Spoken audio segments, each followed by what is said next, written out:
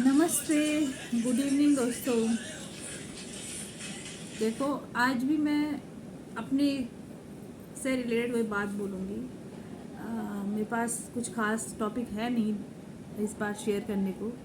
तो मैं ना अपने मेरे उसमें रील्स आती रहती हैं। तो यहाँ पे शादी की रील्स आती हैं, लड़कियों की शादी हो रही है उसकी रील्स आती हैं, कोई नई नई दुल्हन है उसकी रील्स आती हैं। तो वो देख के ना काफ़ी एक्साइटमेंट होती है कि कल को हमारे साथ भी ऐसा होगा, अच्छा घर मिल गया तो मैं वो देखती रहती हूँ। बहुत अच्छी फीलिंग आती है उसे देख के, अच्छा लगता है, एक पॉजिटिव माइंड रहता है शादी के बाद के लिए।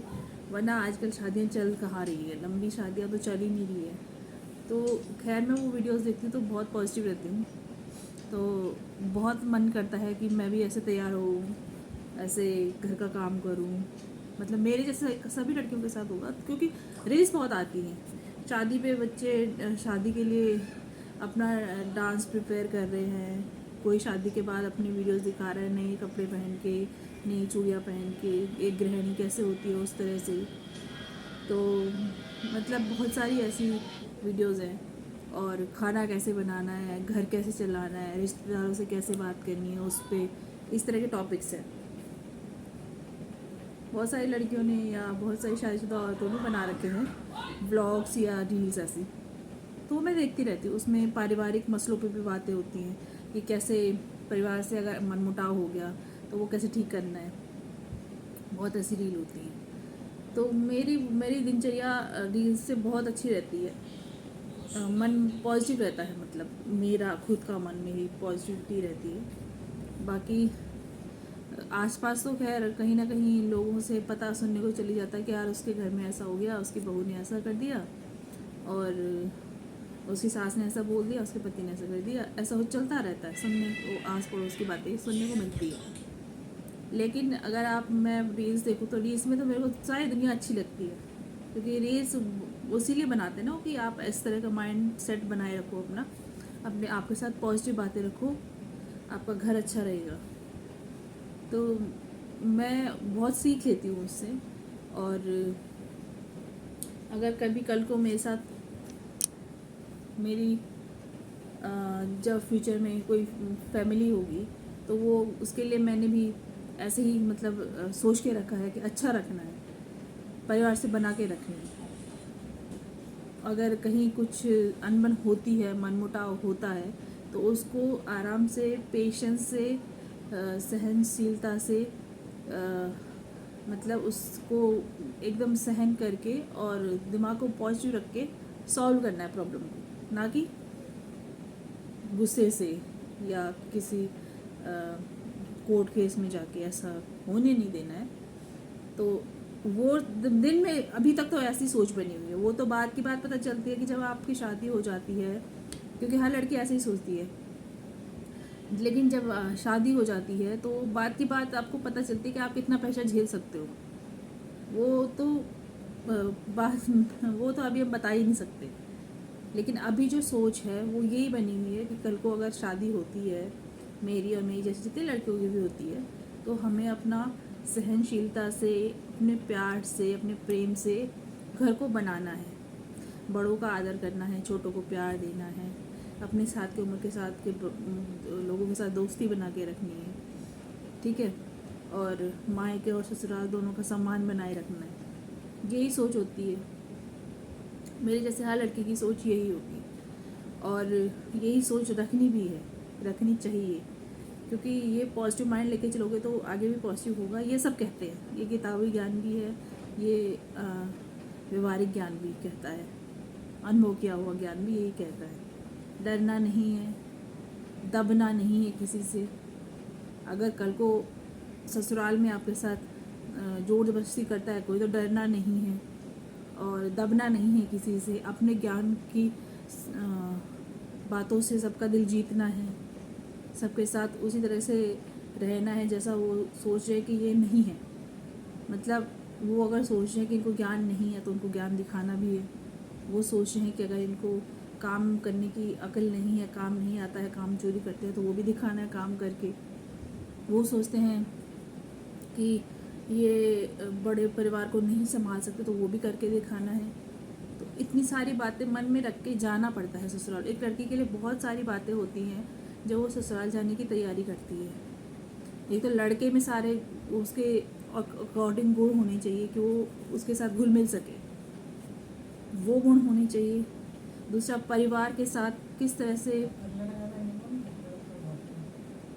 परिवार को किस तरह से रखना है संभाल के, परिवार को घुल मिल के, परिवार के साथ घुल मिल के उसकी इच्छाओं का ख्याल रखना है। ये लड़की के मतलब बता रही हूँ मैं, सारी रिस्पॉन्सिबिलिटी होती है लड़की की, इसीलिए बहू का दर्जा ऊपर रखा जाता है क्योंकि उसको इतनी सारी जिम्मेदारियाँ निभानी पड़ती है। साथ में ससुराल वालों के लिए भी जिम्मेदारियाँ हैं कि बहू आएगी तो उसको अपनी बेटी के जैसे मानना है। लड़के को भी ऐसे करना है कि उसकी बीवी आ रही है तो उसको एक फ्रेंड का प्यार भी देना है, एक बीवी का प्यार भी देना है, एक बहन का प्यार भी देना है। सारे प्यार देने हैं जो उसे ससुराल में मिलते थे।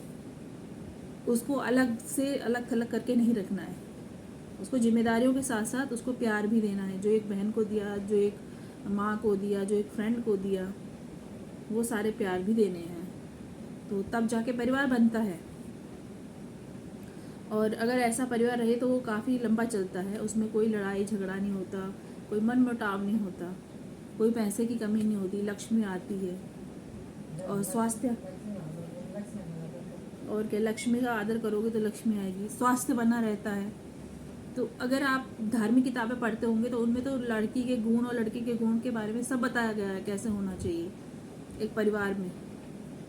अगर आप धार्मिक किताबें पढ़ते हो, आप कोई भी किताब उठा लो, दुर्गा चालीसा उठा लो और शिव पुराण उठा लो या कोई रामायण उठा लो या गीता उठा लो, तो सब में आप आजकल तो टीवी चैनलों में भी इतने शोज आते हैं, सब में बताया गया है कि लड़की के सम्मान के साथ साथ लड़की में गुण भी होने चाहिए, तभी उसको जिम्मेदारी सौंपी जाती है, तभी उसका सम्मान भी होता है। लड़की में अगर गुण हो गए, सहनशीलता सबसे बड़ा गुण होता है लड़की का, सबसे बड़ा गुण और गहना होता है सहनशीलता। पर ऐसा नहीं कि उसकी मारपीट हो रही है और वो सहन कर रही, नहीं, मारपीट की बात नहीं। सहनशीलता मतलब जब उसको जिम्मेदारी दी जाती है तो वो जिम्मेदारी संभालने के बाद उतनी सारी जिम्मेदारियों का बोझ जो होता है कि अभी मुझे ये काम भी करना है, इधर भी जाना है, सास को भी देखना है, ननद को भी देखना है, पति को भी देखना है, अपना घर का काम भी देखना है, तो उसको मैनेज करने का सहनशीलता होनी चाहिए। कई बार हबड़ा तबड़ी में कुछ नहीं होता। और लड़के में गुण होना चाहिए कि जो बीवी आई है उसको प्यार दे। सबसे पहले तो प्यार, सबसे पहले प्यार होता है। प्यार दिया तो वो सारा काम अपने आप कर लेगी, पिघल जाएगी। जहाँ प्यार नहीं मिला वहाँ कुछ नहीं होता। उसको प्यार देना है, उसका सम्मान करवाना है घर के सदस्यों से कि बहू आई है, नई आई है, उसको अभी कुछ पता नहीं है घर के लोगों के बारे में, कम से 2 साल 3 साल तो घुलने मिलने में लगेंगे ही, व्यवहार अडेप्ट करने में लगेंगे। अगर आप साइंस पढ़ते हो किसी भी ह्यूमन बीइंग का और किसी भी क्रिएचर का व्यवहार अडेप्ट करने में, वहाँ का जो एनवायरनमेंट है उसको अडेप्ट करने में कम से कम 1-2 साल तो लग ही जाते हैं कि कैसा सुबह का उठना होता है, कैसा रात का सोना होता है, कैसा दिन में खाना पीना होता है, कैसे इनका माइंडसेट चल रहा है घर के सदस्यों के लिए कि कब टोकना है इसको, कब नहीं टोकना है उसको। वो माइंडसेट कैच करता है इंसान और फिर उस हिसाब से बात करता है, उस हिसाब से दिन शेयर करता है अपने लोगों के साथ। तो ये सब चलता है, तो ये सब मैनेज करना ही उसकी जिम्मेदारियाँ ही उसकी डिग्री है। तो इसीलिए उसको पहले उसको एक्सेप्ट करना है, बहू को एक्सेप्ट करने के बाद उसको प्यार देना है। देखो मेरे घर में भी हुआ ऐसा, नई बहू आई, मैनेज नहीं कर पाए, मेरी दीदियों की शादी भी हुई, वो भी मैनेज नहीं कर पाए। मैं छोटी हूँ तो मेरी बातें राय उनको कम मतलब सुनते नहीं हैं, लेकिन मैं तो यही कहती हूँ, मम्मी भी यही कहती है कि बेटा परिवार बना के ही रखना है, लड़ाई झगड़ा नहीं करना है। तो वो लोगों को एडजस्ट करने में बहुत टाइम लगता है, लगा है। जैसे भाभीयों को और भी भाभियाँ हैं मेरी और दीदियों को, और भी दीदियाँ हैं मेरी, उनको एक्सेप्ट करने में, माहौल एक्सेप्ट करने में बहुत टाइम लगता है। क्योंकि यहाँ हम फ्री बर्ड रहे हैं मायके में। फ्री बर्ड यानी कि हमें कोई रोका टोकी नहीं होती थी, हम गलत काम करते भी नहीं थे तो रोका टोकी होनी भी नहीं थी। लेकिन ससुराल वाले जरूरी नहीं है हमें इसी फ्री बर्ड माइंड के मिले। हो सकता है वो बहू को टोका टाकी करते हो, बहू यहाँ पे हंसना नहीं है, बहू यहाँ पे नाचना नहीं है, बहू यहाँ पे इससे बात नहीं करनी, बहू उसके घर नहीं जाना। तो क्या, ये कपड़े नहीं पहनने, ये पढ़ाई बहुत हो गई, पढ़ाई नहीं करनी, जॉब भी नहीं करनी। तो वो इस तरह के माइंडसेट के लोग मिल सकते हैं आपको, क्योंकि आप पहले जब अरेंज मैरिज होती तो आप पहली मीटिंग में नहीं पहचान पाते हो किसी को, और ना कोई बताता है आपको। तो ये सारी चीज़ें मैनेज करनी पड़ती हैं, क्योंकि आप तो घर बार देख के, पैसा, नौकरी और पढ़ाई देख के रिश्ता करवा लेते हो, थोड़ा सा घर बार के हाँ भाई रिश्ते में हैं, अच्छे लोग हैं, ये देख के शादी करवा लेते हो। अरेंज मैरिजेज ऐसी होती है, तो उसमें थोड़ा दिक्कत हो जाती है। तो ये घर मैनेज करने के लिए लड़के को एक्सेप्ट करना होगा, लड़की को, उसको प्यार देना होगा, उसको कभी गुस्सा नहीं करना होगा, उसकी हर चीज़ एक्सेप्ट करनी होगी। वो कब उठती है, कब सोती है, कब खाना बनाती है, सारी चीज़ें एक्सेप्ट करने के बाद उसको परिवार के माहौल में धीरे धीरे करके ढालना होगा।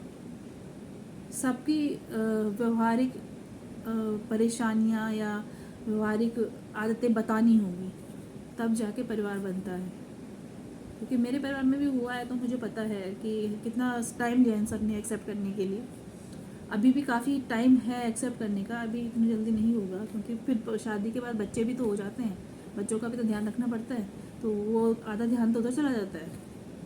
तो ये चीज़ें माइंड में रख के ही परिवार बनाने में बहुत दिक्कत आती है। और फिर आपकी हेल्थ अलग होती है ख़राब, बच्चों के साथ साथ आपकी हेल्थ डाउन चली जाती है। तो हेल्दी माइंड रखने में बहुत कष्ट होता है, बहुत झेलना पड़ता है। मैं देख रही हूँ ना मेरे घर के लोग कैसे झेल रहे हैं। तो उनके माइंडसेट को मैनेज करने के लिए मुझे बहुत इधर उधर उनके मनोरंजन के लिए कुछ ना कुछ करती रहती हूँ मैं, क्योंकि मैं फ्री हूँ।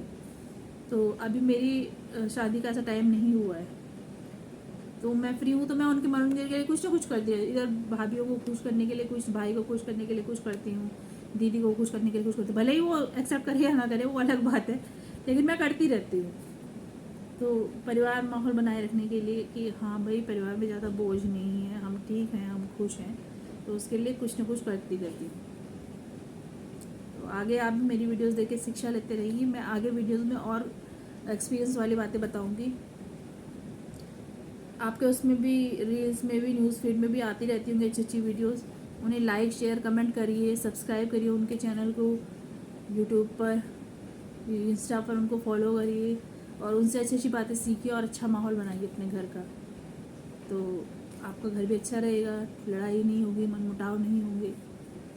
ठीक है, अगली वीडियो में और बताऊंगी। ये वीडियो काफ़ी लंबी हो गई है। अगली वीडियो में और अच्छी बात बताऊंगी। तब तक के लिए टेक केयर, बाय बाय, अपना ध्यान रखिए, और लाइक और शेयर और सब्सक्राइब जरूर करें, बेल आइकन जरूर दबाएं।